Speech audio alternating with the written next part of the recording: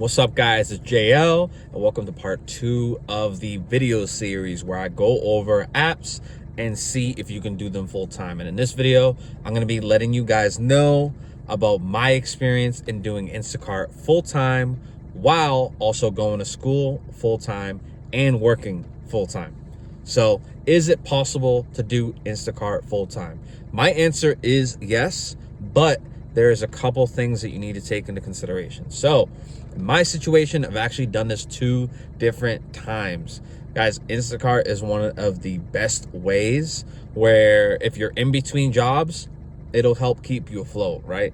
So hopefully no one ever has to be in that situation. But if you are in that situation where you need to get a job, or you just need to make money while in between jobs, and you don't have things lined up, this is a good option for you. So some of the pros, right? Some of the biggest pros with Instacart is that a lot of the main areas, for example, Washington, D.C., NYC, Boston, any major city, guys. I cover the East Coast because I do live in the East Coast. But usually any major city in the United States is regularly popping, like consistent orders left and right.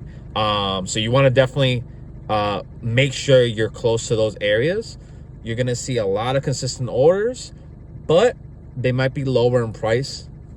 I haven't checked in a couple weeks the pricing, but for the most part, you can find anywhere from $20 to $40 per order. Now, again, it does depend on your area. Another pro is that a lot of accounts, particularly the newer accounts, have bonuses and promos applied to their accounts. So at the time, so the first go around where I was able to do this full time, I believe, I'm trying to remember where, I think I stopped doing, I was an account executive at this windows and roofing company, and we started going door to door, right? So that was my job. I eventually managed a group of people. I was account executive at that position, or at that company, I mean. And it was cool. Like, it was fine for a little bit, but then it got to the point where the money kind of didn't really make sense. Later found out that the guy actually got sued. So the owner of the company, which was like the manager of the office, he actually owned our wing out in Massachusetts.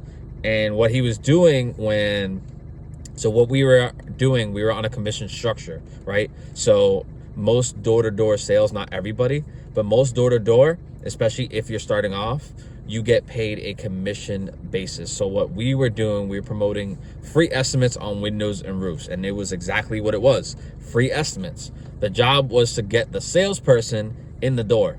We had nothing to do with that. We just had to set the appointment, make sure the customer was gonna commit to it, right? So every appointment that was set, whether there's a sale or not, we would get paid, I believe it was $340. And then 120 of that would go to the manager. And then the rest of it would go to the person that got the lead. So it was essentially a lead generation business or job.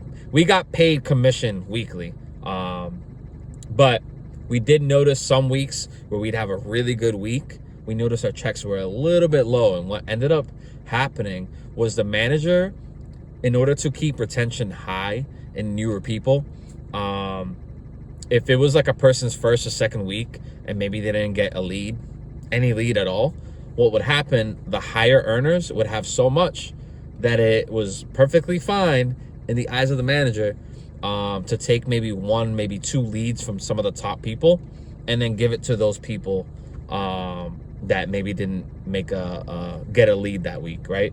I get the idea that what he was trying to do, but essentially he was actually stealing from a lot of the top account executives that were in the office. So I personally did not know at the time, but a couple of the people that I did know, they did let me know that, or they asked me if I got reached out about the case, and I never got anything. So whatever, it's in the past. I don't care. But a lot of people actually did get payouts because they were part of the organization at the time. So, oh well. You win some, you lose some, right? I wasn't called. I'm not going to make a big deal about it. Whatever. So that was my job at the time. And from that, I went from that to doing Instacart. Now, with Instacart, doing that full time, it was very, very easy. I would personally set like a goal, right? So a weekly goal, and I'd break that down between 5 to 6 days. So if, let's say, for example, my goal was $800. Let's say it was $1,000, right? If I wanted to make that in 5 days, I'd have to have minimum $200 days. So that's what I did. I literally would schedule, back then, the first time around, you used to have to schedule your Instacart shifts. Now you can just simply grab an order and then just take it as it's there. I think a lot of the apps are using that model now. They don't use that model of, oh, let's schedule for this kind of, I think DoorDash still does. That's another one. I did try that for a couple months. It was trash. But I'll make a video on that, talking about DoorDash. But yeah, Instacart was, it still is a good way to earn money. And again, the first time around, I set that goal of $1,000. So that means if I'm doing 5 days, I need to at least hit 200 minimum each day. Now, there's also bonuses and incentives. Today, they might be completely different. Every year, the bonus and promo structure does change. There was one year where it was really bad. It was like, oh, we'll give you an extra $20 if you complete 10 batches. And it's like, keep in mind, a batch can take anywhere from 30 minutes to an hour. So back the first time around, definitely was able to make that work full time. The second time around, however, also was able to make it, I was also able to make that a normal thing. So that was super, super, super easy. The only negative was because it was in the year 2020. We all know what happened in the year 2020. We all know what happened, right? So me personally, I was seeing crazy orders, $50, $60, $70 orders, going from either Market Basket, BJ's Wholesale, Costco's. Some of them were even at Target. I'm actually here at a Target parking lot. A bunch of these stores, guys, and they were insane. Usually the BJ's Wholesale and the Costco's orders were the best orders. Those are the top orders because they would literally start at $50 and take anywhere from 30 minutes to an hour. Because nobody wanted to go out into the stores, all the orders were able to pay the most. They wanted to incentivize shoppers and any workers out there to go out and take orders, right? Who's gonna pass up $100 order that's gonna take 45 minutes, right? With including the shopping and the dropping off. From when you get to the store, start shopping, to when you drop it off at the customer. 45 minutes to an hour for $100-something.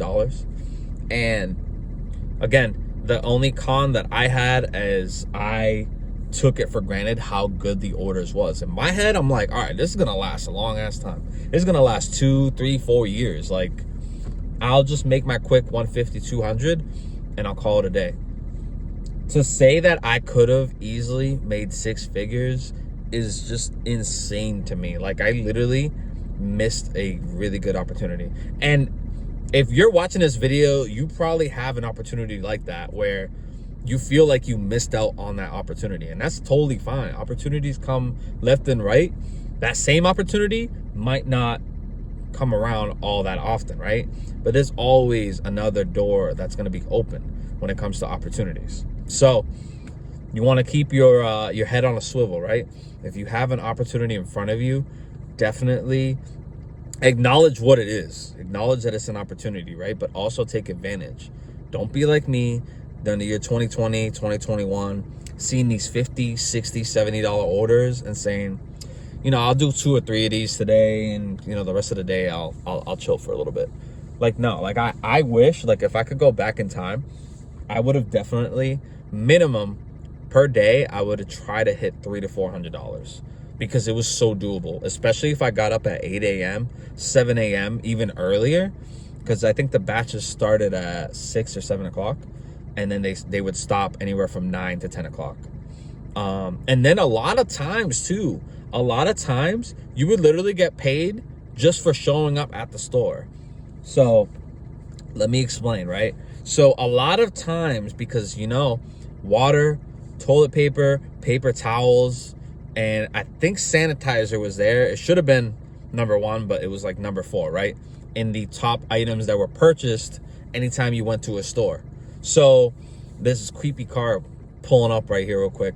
I don't know what they're doing, but anyways, so toilet paper and water were 2 of the most popular items during that time.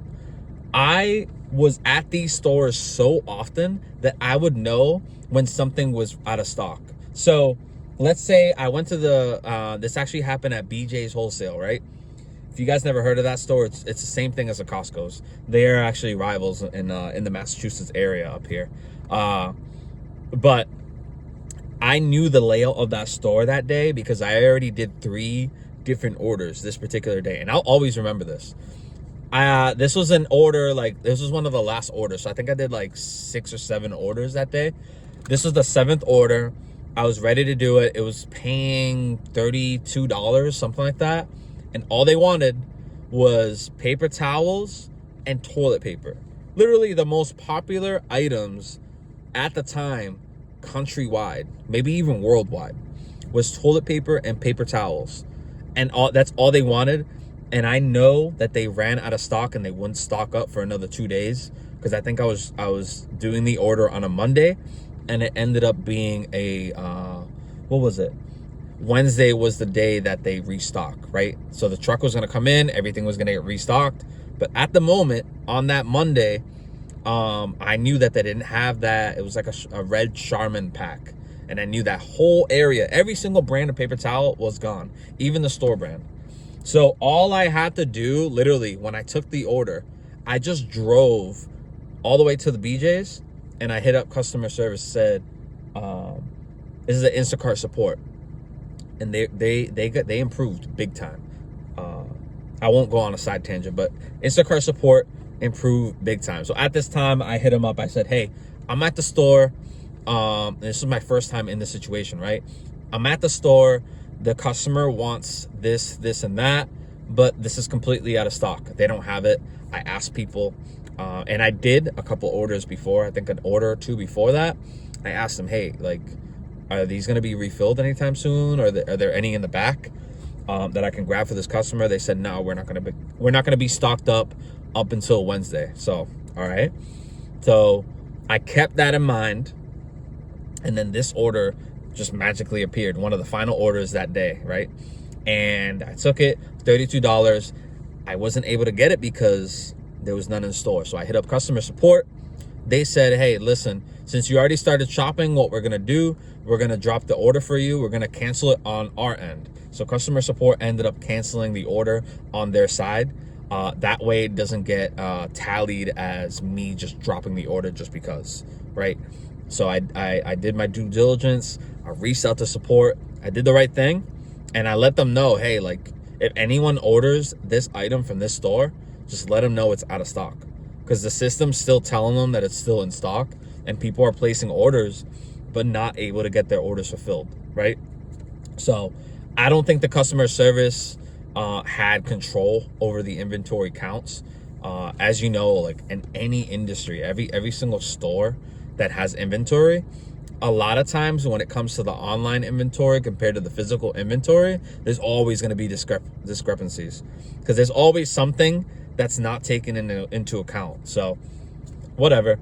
And I kept that situation that happened to me, I kept that in mind for any future situations. If I'm at a store and I know a particular popular item is out of stock, anytime I'd see that item on any customer's list, I know I wouldn't have to grab it, because every time I walk by it, it's still empty.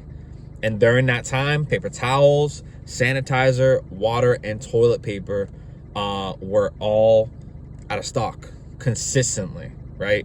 And they wouldn't restock until whenever the trucks would get to that store. So Again, those stories are just to tell you my situations. I went full-time when I was in between jobs, or just when I needed to take a break from a job. I did it 2 separate times. Instacart is still doable full-time if you have a schedule, if you have a vehicle that is efficient enough to drive that much. And there's a couple other variables that go into it, but those are the top 2, right? And you need to stay disciplined. If you're going to be doing something like this, you need to stay disciplined. Now, this is not me saying like, oh, leave your job, go do Instacart full time. Like, no, this is to answer the question. If you're in that situation and you have to, you can rely on Instacart to be full time, right? I personally, today, if you're going to be doing something like that, I suggest you multi-app, right? Because if one app is completely slow and you're only doing that one app, then you're done, right? You can't do anything because you can't generate money. My suggestion is to have a go-to list of apps, maybe about 2 to 4 different apps, right? Choose the one that you like the best, the one that you like doing, enjoy doing. And then from there, if that one's ever slow, you hit number 2 up, right? Let's say Instacart's your favorite app, but then you have DoorDash, right? If Instacart's slow, you can jump on DoorDash. Maybe those 2 are slow, jump on Lyft or Uber, right? You have a list of apps that you can do. In the meantime, that's the ideal situation if you're in a situation like that. So hopefully you guys got something out of the video. Again, this is part 2 of the series on if you can do gig apps full time. Sorry guys, hold on. So until then, guys, I'm gonna catch you guys later. Again, like, share, and subscribe, and tune in more. Should be somewhere on the screen. You should be watching this video. This is part 1 of the series, guys. I'll catch y'all on the next one.